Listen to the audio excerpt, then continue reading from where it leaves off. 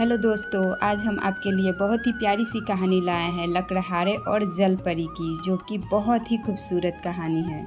बहुत समय पहले की बात है। एक छोटे से गांव में एक लकड़हारा रहता था। वह अपने काम में ईमानदार था और बहुत ही मेहनती था। लकड़हारा हर दिन पेड़ों को काटने के लिए पास के जंगल में जाता था। लकड़हारा जंगल में लकड़ियों को काटकर गांव में लाता और उन्हें व्यापारी को बेच देता और उनसे जो भी पैसे मिलते उससे वह अपना और अपने परिवार का पेट पालता था। लकड़हारा और उसका परिवार इस प्रकार के साधारण जीवन से खुश थे। एक दिन लकड़हारा एक नदी के किनारे के पास के एक पेड़ काट रहा था। उसी समय उसकी कुल्हाड़ी उसके हाथ से फिसल कर नदी में गिर गई। नदी बहुत गहरी थी। लकड़हारा अपनी कुल्हाड़ी को नदी में से नहीं निकाल सकता था। लकड़हारे के पास केवल एक ही कुल्हाड़ी थी जो नदी में गिर गई थी। लकड़हारा यह सोचकर बहुत चिंतित हो गया कि अब वह कैसे अपना और अपने परिवार का जीवन यापन कर पाएगा। वह बहुत दुखी था और उसने ईश्वर से प्रार्थना की।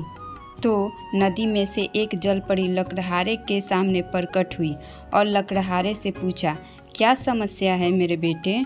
लकड़हारे ने समस्या बताई और जलपरी से अपनी कुल्हाड़ी वापस पाने का अनुरोध किया। जलपरी ने नदी में हाथ डाला और एक चांदी की कुल्हाड़ी निकाली और पूछा, क्या यह तुम्हारी कुल्हाड़ी है?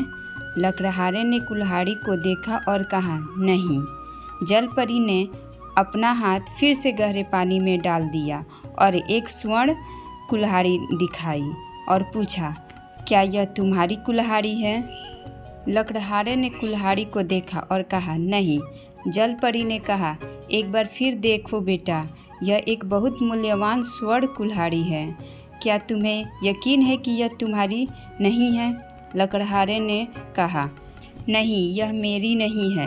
मैं पेड़ों को सुनहरे कुल्हाड़ी से नहीं काट सकता। यह मेरे लिए उपयोगी नहीं है।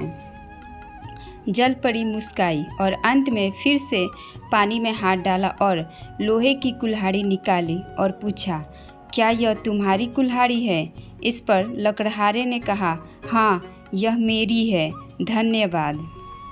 जलपरी लकड़हारे की ईमानदारी से बहुत प्रभावित हुई, इसलिए जलपरी ने लकड़हारे की ईमानदारी के लिए पुरस्कार के रूप में लकड़हारे को लोहे की कुल्हाड़ी और अन्य 2 सोने और चांदी की कुल्हाड़ियों को भी लकड़हारे को दे दिया। दोस्तों, इस कहानी से हमें यही शिक्षा मिलती है कि हमेशा ईमानदार बनो। ईमानदारी आपका हमेशा साथ देगी।